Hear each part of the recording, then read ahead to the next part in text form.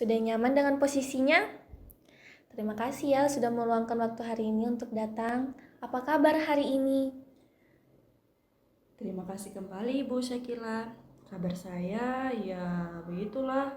Sebenarnya agak kurang baik. Pikiran saya sedang sangat penuh belakangan ini sampai sulit tidur. Saya perhatikan kamu terlihat sedikit murung dan lelah hari ini. Apakah ada sesuatu yang mengganjal di hati atau ingin kamu bicarakan dengan saya? Lagi, ini tentang masa depan saya. Pendaftaran kuliah jalur tertulis tinggal menghitung minggu. Tapi saya merasa seperti sedang berjalan di jalan buntu karena masalah pemilihan jurusan. Jadi, kamu merasa sangat bingung, tertekan, dan terbebani karena masalah pemilihan jurusan kuliah yang waktunya sudah semakin mendesak ini. Benar Bu, rasanya sesak sekali. Di satu sisi saya tahu apa yang saya inginkan, tapi di satu sisi lain saya berhadapan dengan tembok besar di rumah. Saya merasa tidak punya hak untuk memilih hidup saya sendiri. Saya bisa merasakan betapa beratnya beban yang kamu pikul saat ini, berada di persimpangan antara mengikuti keinginan hatimu atau memenuhi harapan besar kedua orang tuamu. Iya Bu Syakila, setiap malam saya menangis memikirkan ini. Saya sangat mencintai dunia seni. Saya merasa hidup saat menggambar dan melukis. Tapi di rumah, suasana selalu tegang karena topik ini. Bisa ceritakan lebih lanjut kepada saya bagaimana reaksi atau tanggapan spesifik dari orang tuamu saat kamu menyampaikan minatmu pada bidang seni rupa tersebut? Ayah langsung marah besar Bu. Beliau bilang seni itu bukan masa depan. Cuman hobi yang membuang-buang uang. Ayah bilang, kamu harus masuk hukum.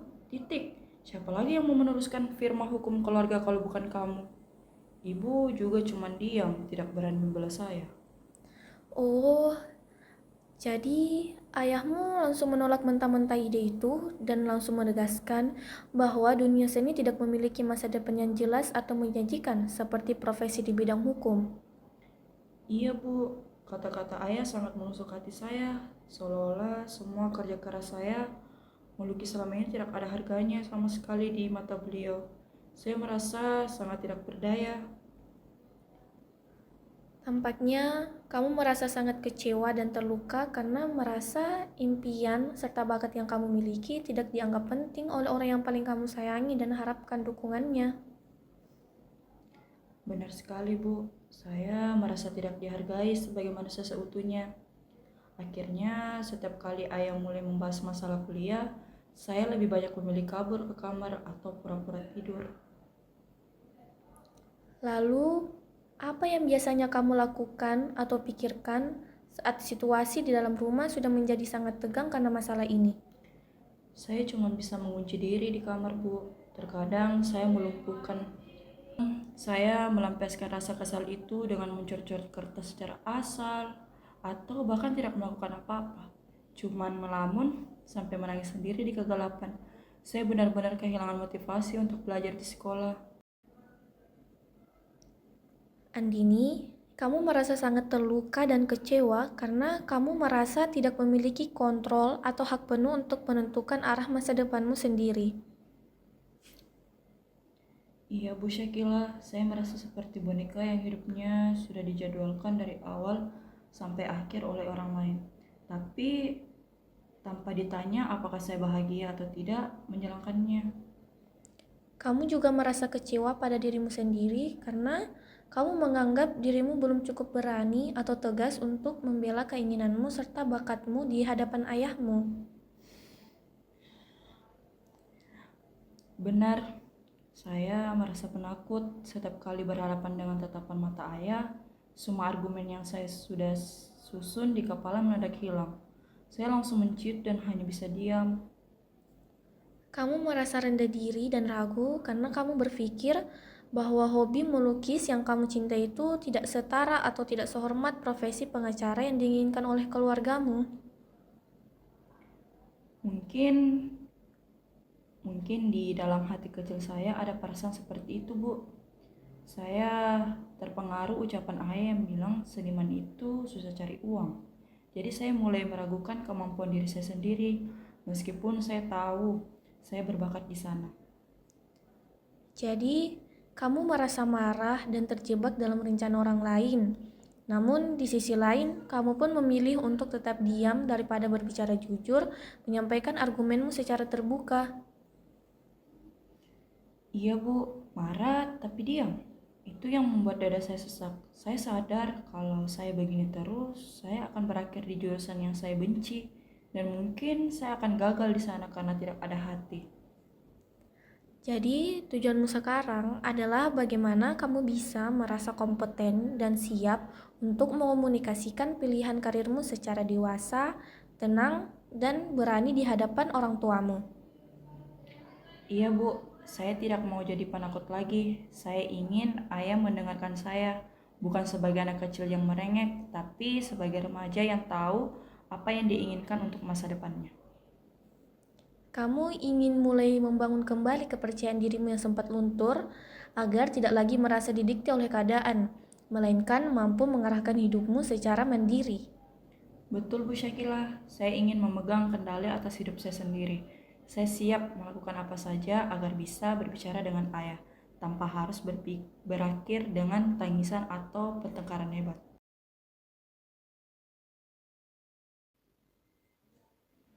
Nah, baik, mari kita susun dulu langkah-langkahnya. Apa hal pertama yang menurutmu bisa kamu siapkan terlebih dahulu untuk membuktikan kepada ayahmu bahwa pilihanmu di bidang seni itu adalah sesuatu yang serius dan terencana? Mungkin saya bisa mengumpulkan karya-karya terbaik saya selama 3 tahun terakhir ini, menjadi sebuah portofolio yang rapi. Lalu, saya juga harus mencari data akurat tentang prospek kerja lulusan seni rupa, seperti di industri kreatif, kreatif direktor, atau digital ilustrator, supaya ayah tahu seniman tidak selamanya miskin. Menyiapkan portofolio serta mengumpulkan data konkret mengenai prospek kerja di industri kreatif itu adalah sebuah langkah awal yang sangat cerdas dan realistis.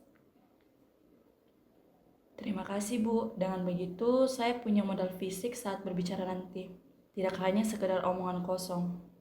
Nah, sekarang mari kita coba membuat simulasi kecil. Bayangkan di sini saya adalah ayahmu yang sedang duduk di ruang keluarga dan menanyakan perkembangan pendaftaran kuliahmu.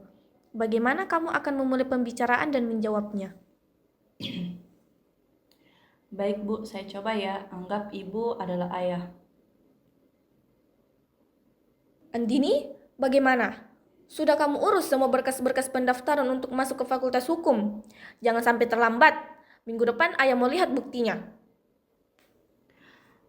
Ayah, sebenarnya berkasnya belum Andini urus.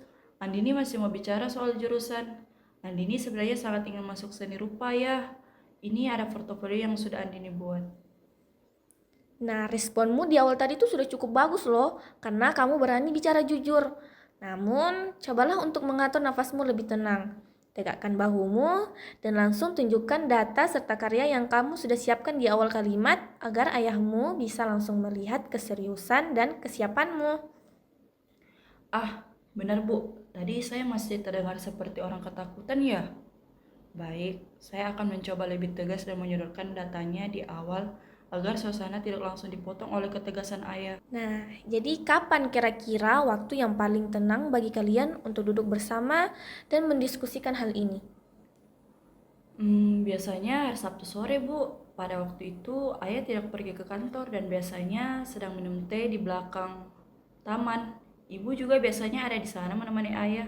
Suasananya cenderung lebih rileks dibanding hari kerja. Hari Sabtu sore saat santai terdengar sangat memungkinkan. Apa yang akan kamu lakukan jika ayahmu tetap tidak setuju? Jika itu terjadi, mungkin saya tidak akan langsung membantah atau menangis. Saya akan menawarkan jalan tengah. Bagaimana kalau saya tetap ikut tes masuk Fakultas Hukum pilihan ayah, tetapi ayah juga mengizinkan saya ikut tes di jurusan seni rupa pilihan saya. Jadi letakkan hasilnya pada seleksi alam. Menawarkan untuk mencoba tes di kedua jurusan bisa menjadi jalan tengah yang bijak untuk saat ini, sehingga tidak ada pihak yang langsung merasa ditolak. Iya Bu, setidaknya dengan cara itu ayah melihat saya tetap menghormati keinginannya. Sementara saya juga tidak kehilangan kesempatan untuk memperjuangkan masa depan saya sendiri.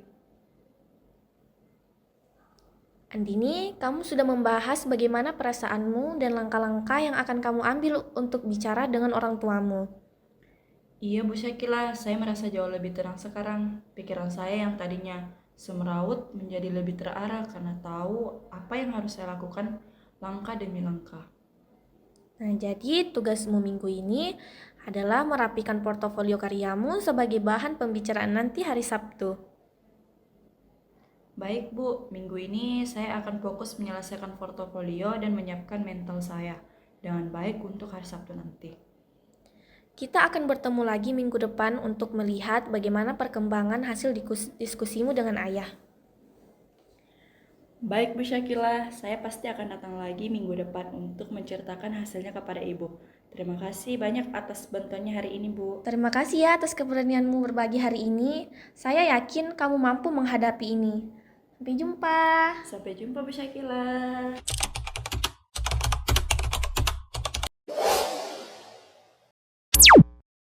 Apa penyesalanmu pas maba? Salah masuk jurusan Kok bisa? karena aku masuk ilmu lingkungan ini pilihan kesekian kalinya gitu. Aku pertama pilih FSRD, itu aku condong banget ke FSRD gitu mas, aku mau banget masuk FSRD. Terus kayak masuk ilmu lingkungan tuh ada nyesel nggak nyeselnya sih. Terus di lingkungan sebenarnya seru, cuman kadang nggak sesuai ekspektasi aku aja gitu, karena Terus? aku masih kepikiran kayaknya di kafe lebih seru deh kayak gitu. Apa pelajaran yang bisa diambil? Pelajaran yang bisa diambil kalau kamu mau masuk jurusan yang benar-benar kamu mau, itu harus benar-benar ditekunin banget. Apalagi kayak FSRD itu kan butuh portofolio kan, dari portofolio itu kamu harus yang benar-benar bagus gitu gambarnya. Nah di situ aku kayak merasa kurang di portofolio. Terus sekarang masih pengen ke GKV lagi? Mau banget terus. Lanjutin Mbak, makasih.